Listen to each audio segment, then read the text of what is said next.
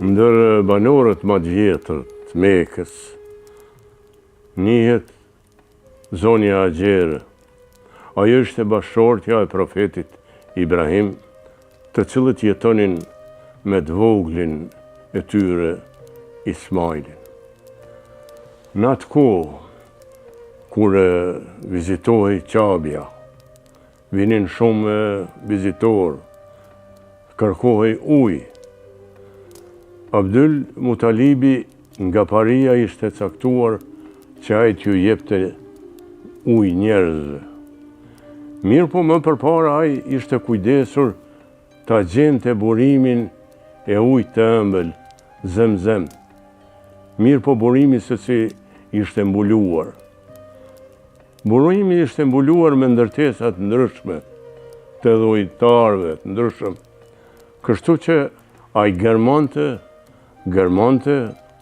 mirë po nuk mund ta gjente e burimin, po gjente forma të tjera që t'i furnizonte njerëzit me ujë. Gjatë kohës, do të thotë, kur nuk zhvillohej e vizita në Qabe, ai kishte gërmuar në shumë pjesë të Mekës, por asësi ta gjente burimin.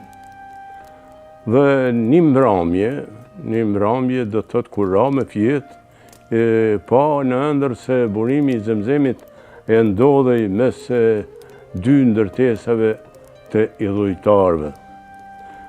Edhe të nesërme ai me djalin e tij Harithin shkoi që të gërmonte në ato ndërtesa që ta gjente burimin e ujit.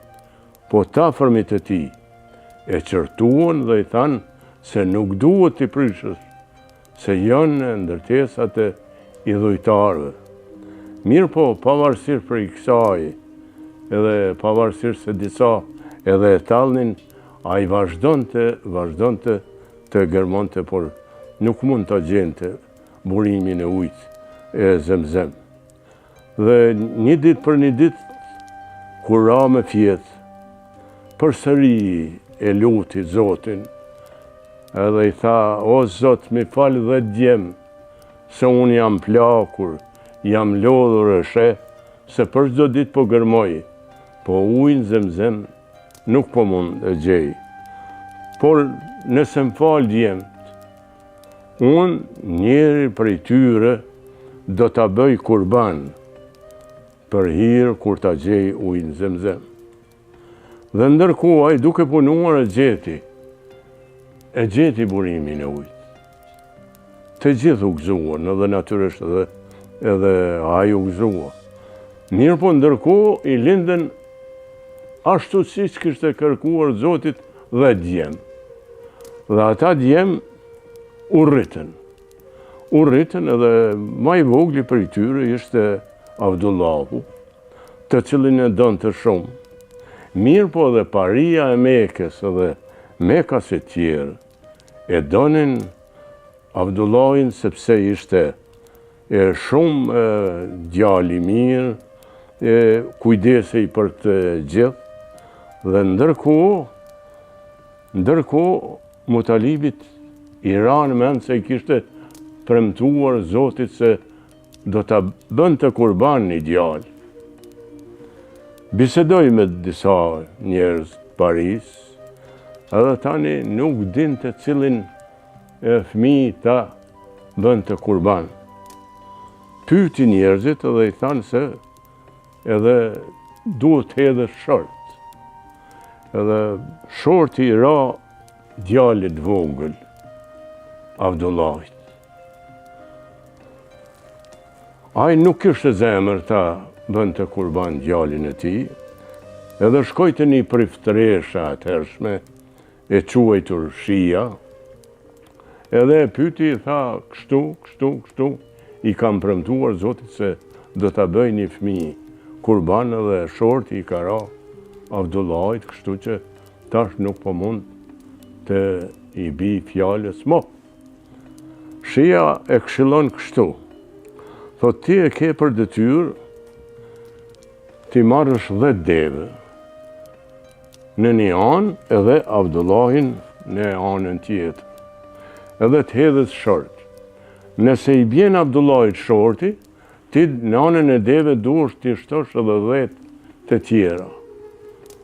Kështu që a i vazhdoj me shortin, edhe shorti i ra vazhdimisht Abdullahit deri sa u ban 100 deve. Kur u ban 100 deve, shorti ra që të bahen fli 100 deve të bahen. Kur ban edhe natyrisht se Abdul Mutalibi u gëzuan edhe gjithë Mekasit, sepse do të hajshin ushqim fal të 100 deveve. Në këtë gëzim, kaq të madh, Abdul Mutalibi kishte vendosur t'ja gjente një nuse djalit të tij, se djemt tjerë i kishte martuar, dhe i gjeti një vajzë të bukur me kase, me emrin Emine, edhe i martoi. Sipas zakonit lash, dhe më thonë, Abdullahi u desh 3 net me fjet në shtëpinë e Emines, dhe pas 3 netve do të thotë u kthyn për me jetu në shtëpinë e vet. Abdullahin, ky ishte një gëzim i madh i Abdul Mutalibit.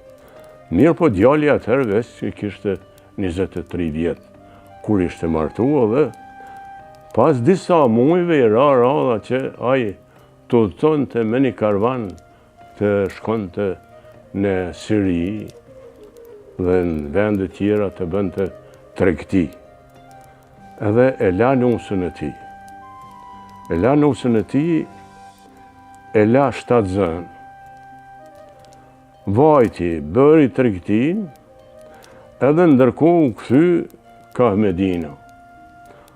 Kur erdhen në Medinë, Abdullahi Osman edhe i dërgun fjalë Abdul Mutalibit, i thanë se Abdullahu ka ardhë shëndosh e mirë deri në Medinë, mirë po pak është i smur, kështu që duhet të shkoni t'i ndihmoni.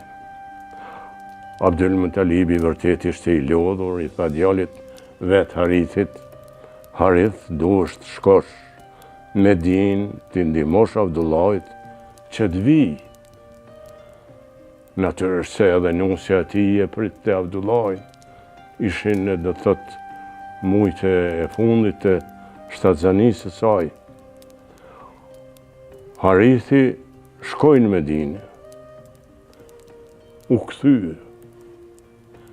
kthye dhe në vend se t'i sillte lajmin e mirë babës tij, i solli lajmin se Abdullahi kishte vdekur. Abdul Mutalibi, i lodhur, i mërzitur, vajti te Eminia dhe ja tregoi lajmin e zi. Atëherë Eminia u vesh në të zeza, edhe vujti shumë ditë. Birë po pas disa kohësh, Eminias i lindi djalë. Ajo një natë përpara se të lindte, kishte parë ëndër se fëmia nëse lind djalë duhet ta pagëzosh me emrin Muhammed. Çka deri atëherë Mekasit nuk kishin pas një emër të tillë. Bia ime, fjala Muhammed në shqipe do të thotë njeri i lavduar. Pra, njeriu i parë me emrin Muhammed i lavdruar, do të thotë e mori biri i Abdullahit që kishte vdekur dhe biri i Emines. Ky lajm vërtet e gëzoi Mutalibin dhe erdhi te Eminia dhe e uroj për djalin. Bia ime, ty të vje keq.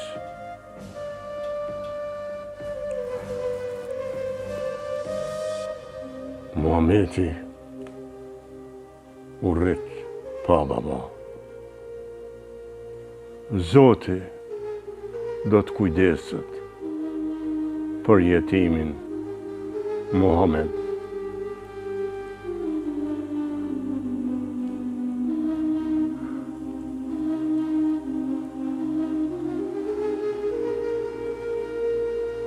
Mund shkosh, bie.